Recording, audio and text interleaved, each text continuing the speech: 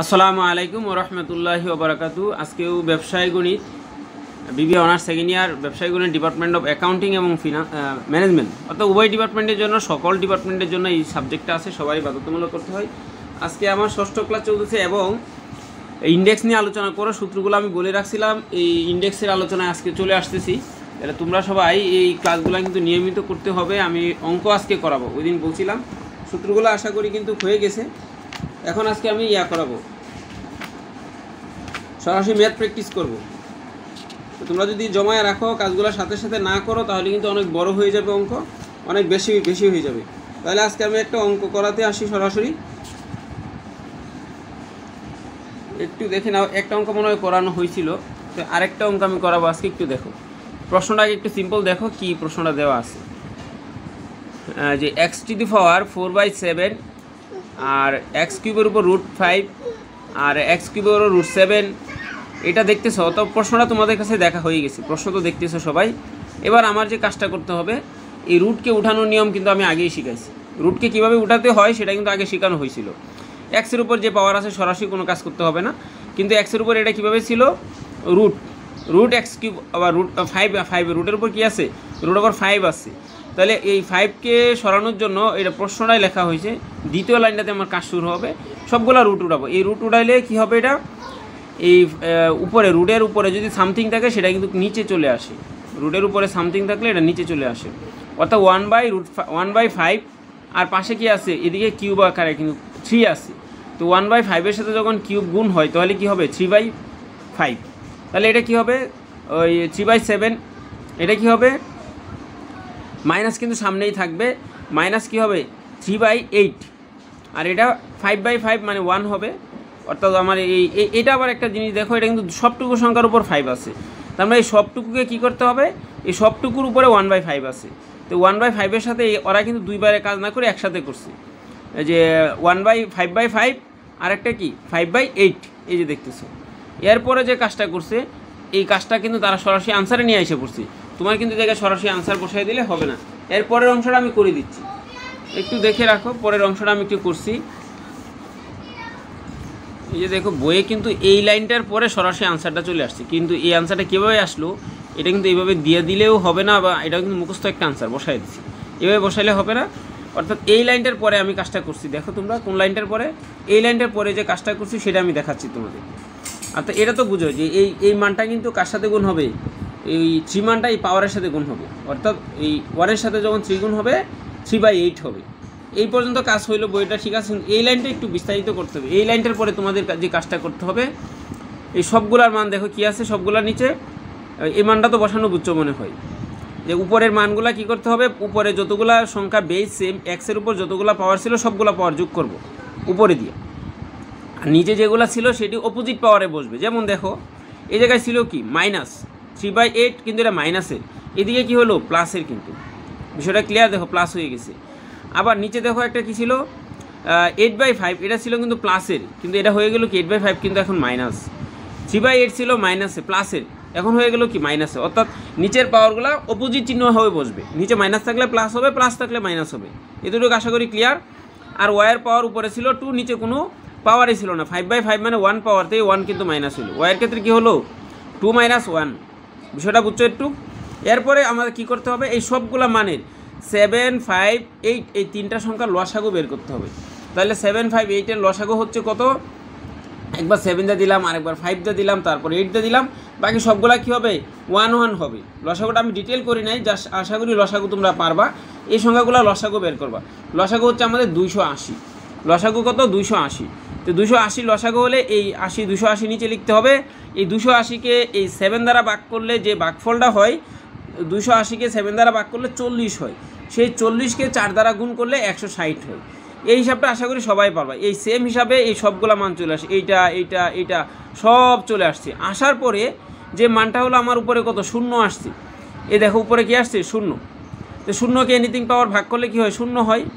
তারপরে আর ওয়াইয়ের উপর কি আছে 1 পাওয়ার, 2 থেকে 1 গেলে 1ই হয়, 1-এর কোনো আর শুধু ওয়াই লিখলি হয়ে যাবে।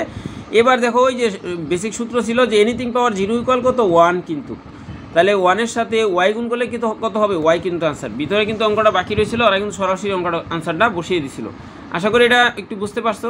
ওই সিস্টেমে যত অঙ্ক আছে তোমরা নিজেরা প্র্যাকটিস করো, না পারলে আমাকে কমেন্টসে জানাবে অথবা সরাসরি মেসেজ করবো, স্যার বুঝতেছি না বিষয়টা। এটা দেখো আরেকটু ভিন্ন টাইপের অঙ্ক, সেম ক্যাটাগরি।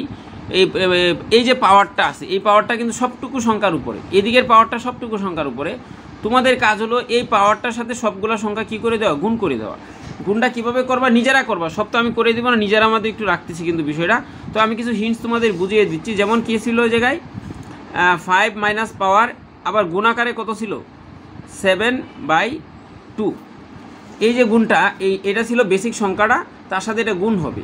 মনে রাখবে এই গুণ, এই চিহ্নটা সামনে কি হবে, মাইনাস চিহ্ন বসবে। 5-এর উপর কী হবে, 5-এর উপর মাইনাসটা আগে বসবে, আর 7টা উপরে নিচে কত 2 হবে। এইভাবে সবগুলা মান তোমরা কী করবা, আগে গুণ করবা। যেমন এরপরে ছিল 7 স্কোয়ার, কী ছিল এই জায়গায় 7 স্কোয়ার ছিল, 7-এর উপর স্কোয়ার। 5/2 যখন কী হবে, 7/2 যখন গুণ হবে, এই যে 7/7 স্কোয়ার, এই 2 কিন্তু উপরের সাথে গুণ হবে। তার মানে তোমার এই জায়গায় যখন লিখতে যাবা, এই যে 5-এর উপর কত হবে, উপরে হবে 14, নিচে কত হবে 2 হবে। এভাবে সবগুলো সংখ্যা লেখার পরে 5 একটা সংখ্যা রেখেই এই জায়গায় আমাদের 2 ধরনের ডিজিট আছে, 5 রেখে সবগুলা ডিজিট কী করবা, যোগ করবা। সেম সিস্টেম, এরপরে আর কোনো সমস্যা। আমি এইমাত্র যে অঙ্কটা যে প্যাটার্ন করা আছে সেই প্যাটার্নে এই জায়গায় ডিজিট হচ্ছে, বেজ হচ্ছে আমাদের কয়টা, 2টা বেজ। একটা হলো 5 বেজ আর একটা হলো 7 বেজ। তো 5 আর 7 ওই লসাগু কাজ করবা, এরপরে দেখবা আশা করি হয়ে যাবে। এইভাবেও করতে পারো, অথবা তোমাদের মতনও করতে পারো। লসাগুগুলো আগে ওই পাওয়ারগুলো গুণ করে তারপর উপরের পাওয়ার যোগ করবা এবং নিচের পাওয়ার যোগ করবা। অথবা যেহেতু গুণাকারে আছে, মনে রাখতে হবে যে গুণাকারে থাকার কারণেই উপরের পাওয়ার থেকে নিচের পাওয়ার সরাসরি মাইনাস করে দিতে পারবা, কোনো সমস্যা হবে না। একটা হবে 7-এর বেজ, আর একটা হবে কত, ওই 5-এর বেজ। 2টা বেজ ধরে অঙ্কটা করবা, আশা করি পারবা, সমস্যা হবে না। আর যদি না পারো অবশ্যই আমাকে বলতে হবে, আমি তাহলে আবার এটি ডিটেল করাই দিব। এই যে একটা অঙ্ক দেখো, একটু ভিন্ন মাত্রার অঙ্ক, এটা একটু দেখতে চেষ্টা করো। যে কী দেওয়া ছিল, ডিটারমাইন দ্য ভ্যালু অফ, এটার মান বের করো, এটার মন যা হয় তাই লিখতে বলছে। তাহলে এটার মান কত হবে, দেওয়া আছে কি আমাদের দেখি। 2-র উপর কী আছে, 2m+3 into 3m-2m-n into 5m+n+3 into 6n+1। আর নিচে কী ছিল আবার, 6m+1 m⁻n+3 আবার 15 m⁻15 3m কত, m-এর উপর 15-এর উপর কত, m পাওয়ার 15m। এবার দেখতে হবে এইটা করার জন্য তোমাদের যে কাজটা করতে হবে, কয়েকটাভাবে করা যায়। আমরা যদি আগে বেসগুলো সিলেক্ট করতে পারতাম তাও হইতো, বেস কিন্তু কয়েকটা দাঁড়াচ্ছে। এই জায়গায় তখন কি করতে হবে, যে বেসটাকে ভাঙানো যায়, যেমন কোন বেস ভাঙানো যায়, এদিকে এই 6 বেস ভাঙানো যায়। 6কে আমরা কি করতে পারি, 6কে আমরা কি লিখতে পারি, 6কে আমরা লিখতে পারি 3 × 2 এভাবে লিখতে পারি। আর 15কে 3 × 5, আর তো কোনো করার সুযোগ নাই। তারপরে বাকি কাজগুলো করবো। 10কে ভাঙানো যায় 5:2, অর্থাৎ 5 × 2 = 10, 3 × 5 = 15, 3 × 2 = 6, 3 × 2 = 6। এই সবগুলা পাওয়ার ভাঙানোর পরে আমরা বেস পাবো কয়টা বেস জানো, বেস পাবো 3টা টোটাল। কী কী, একটা 2 হবে, 3 হবে, 5 হবে। এর পরে 2, 3, 5-এর পরে অন্য কোনো বেস থাকবে না। তো বেস সিস্টেম ছিল কি করার জন্য, যতগুলা বেস, আর বেস 3টা বেস না হবে। তো 3টা বেসের জন্য তোমাদের যা করতে হবে, 2-র উপর যত পাওয়ার আছে,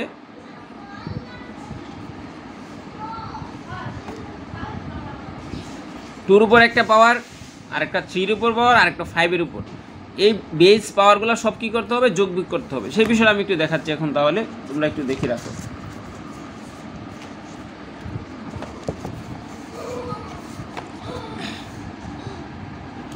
এই যে দেখো, প্রথমবারে কি ছিল,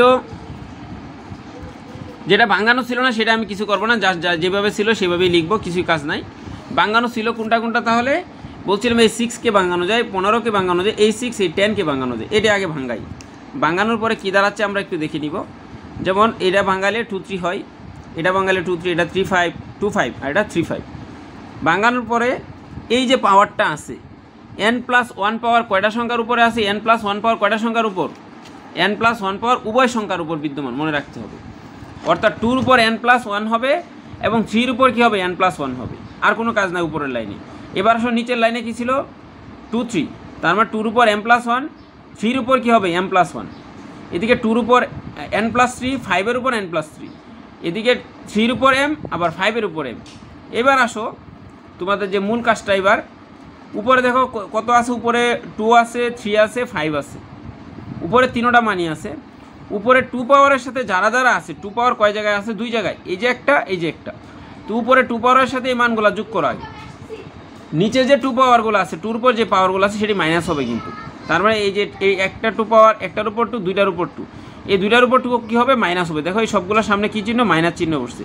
মাইনাসের m, মাইনাসের 1, মাইনাসের n, ওরা লিখতে ভুল করছে জায়গায়, এটা হওয়ার কথা ছিল n+3, 2-র উপর n+3 আছে কিন্তু, তাহলে n+3 মাইনাসে লিখছি, এই যে m-1 আবার n-3।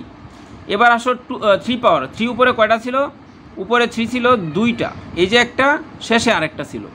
এই উপরে 2টা মান কিন্তু যোগ করছি, নিচে যে 3 উপর যে পাওয়ারগুলো ছিল সেটি কিন্তু মাইনাস করা হয়েছে। 5-এটাও সেম কাজগুলাই করতে হবে। 5-এর উপর যে পাওয়ার উপরে যা ছিল যোগ হবে, নিচের পাওয়ারগুলো মাইনাস হবে।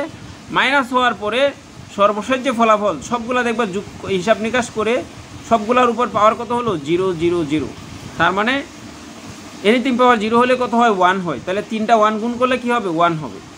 তো বেশি অঙ্ক আজকে করাবো না, যে অঙ্কগুলো করছি এটি তোমাদের অবশ্যই বিবিএ অনার্স প্রথম যারা ওল্ড এবং নিউ দুইটা ইয়ার কিন্তু আছে, সবাই কিন্তু অঙ্কটা আমাকে করে অবশ্যই একটু দেখাতে হবে। অঙ্ক যদি তোমরা নিজেরা এখন এই 3টা অঙ্ক না করো, এই 3টা বা 4টা অঙ্ক করে রাখবা, এরপরে আমি আবার শুরু করব।